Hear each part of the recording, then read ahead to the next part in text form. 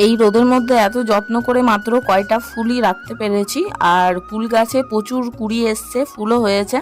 জানি না কুল হবে কিনা। রঞ্জন গেছিল বাজারে, বাজার থেকে চুলদাড়ি কেটে এসেছে। তো দারুণ লাগছে, বেশ ঝকঝকে তকতকে। আর নিয়ে এসেছে অনেক কিছু জিনিস। কে বলে যে বিয়ের পর বউকে আর ভালোবাসে না বররা? আমারটা তো বেশ ভালোই বাসে। বেশ কয়েকদিন ধরে আম খাবো বলছিলাম, তাই দেখুন আমার কথা মাথায় রেখে এত বড় সাইজের চাটনি খাওয়ার জন্য একটা আম এনেছে, আর সাথে এনেছে একটা মোবাইলের কভার।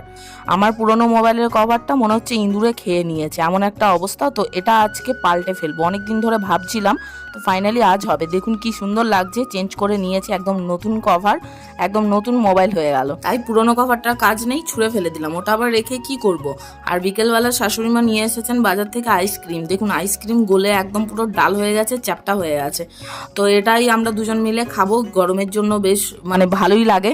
তো এমন একটা ব্যাপার যে মা একটু হরলিক্স দাও, চেতে চেতে খাবো, আইসক্রিমও